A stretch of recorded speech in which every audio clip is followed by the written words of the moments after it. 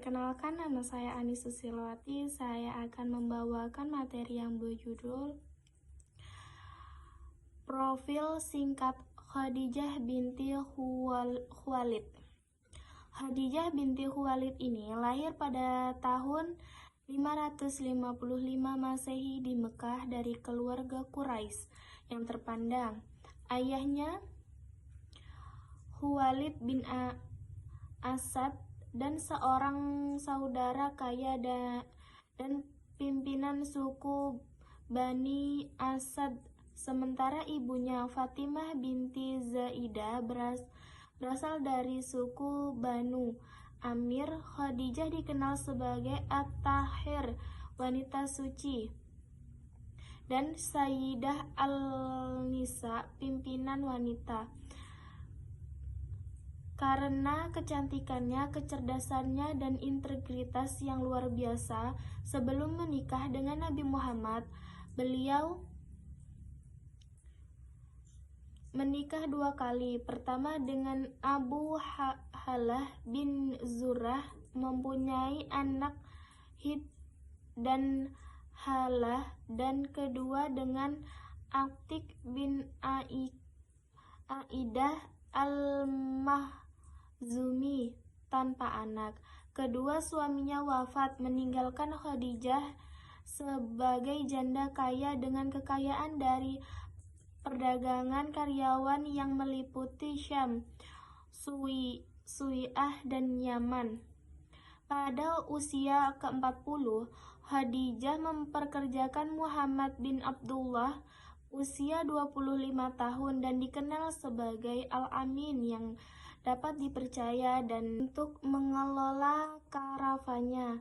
Kejujuran dan keberhasilan membuat Khadijah terkesan sehingga beliau melamar melalui perantara. Pernikahan mereka berlangsung sederhana di Mekah, dan Khadijah menjadi istri pertama Nabi Muhammad selama 25 tahun hingga wafatnya di tahun 619 Masehi pada usia 65 tahun.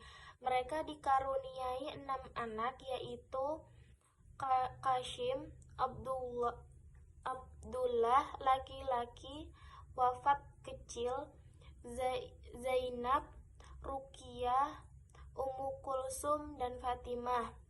Kejadian seru, wahyu pertama di Gua Hira, dan dukungan Khadijah. Detail kronologis. Salah satu kisah paling mendebarkan adalah peristiwa wahyu pertama pada 610 Masehi, Ramadan usia Nabi yang ke-40. Berikut kronologi lengkapnya. 1. Latar persiapan Nabi Muhammad.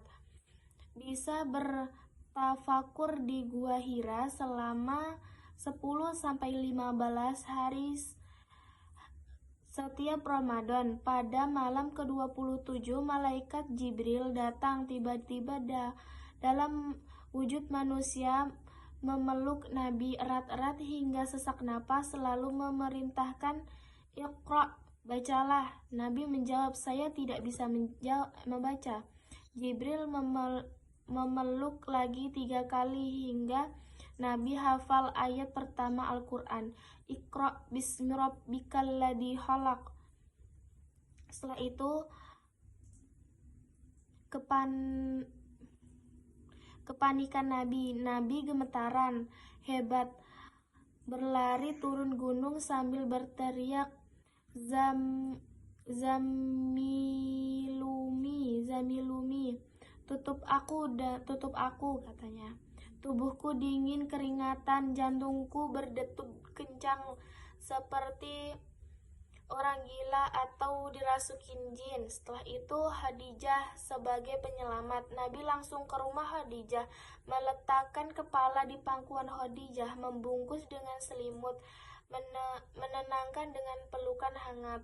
Beliau berkata penuh keyakinan, "Demi Allah, aku tidak akan pernah menghinakanmu. Engkau menepati silaturahmi, menganggukkan badannya orang susah, memberi orang miskin, menghormati tamu, dan menolak kebenaran. Itu menunjukkan pengamatan Khadijah atas akhlak suaminya sehari-hari. Kontribusi ke Waraqah. Khadijah bijak membawa Nabi ke Waraqah bin Naufal, sepupu ayah ahli Taurat. Waraqah berkata, ini adalah namus atau bisa disebut Jibril yang turun kepada Musa. Kalau Nabi umatmu, Nabi tenang, tapi Waraqah memprediksi penganiayaan. Kisah ini seru karena dramatis hingga gua gelap. Khadijah sebagai pilar tak tergoyahkan, seperti pohon kurma yang akarnya dalam tanah tandus. Khadijah menopang Nabi di saat paling rapuh. Pelajaran dalam rumah tangga, dukungan istri kepada suaminya adalah pondasi keteguhan iman, bukan harta atau status. Yang kedua, ketakutan dan keyakinan, seperti api yang menyala dari percikan api yang kecil. Wahyu lahir dari krisis seperti ditangani dengan iman. Pelajaran ujian besar sering dari awal kebesaran, ketenangan, dan keyakinan. Ubah ketakutan jadi kekuatan. Pelajaran praktis lainnya, kemandirian wanita. Khadijah sukses bisnis dari prioritaskan agama. Prioritas akhlak. Mempercayai lahir dari integrasi harian. Kebijaksanaan. Tak panik, tapi cari solusi. Kisah ini abadi sebagai teladan cinta, iman, dan kepemimpinan. Baik, mungkin itu sekian dari saya. Assalamualaikum warahmatullahi wabarakatuh.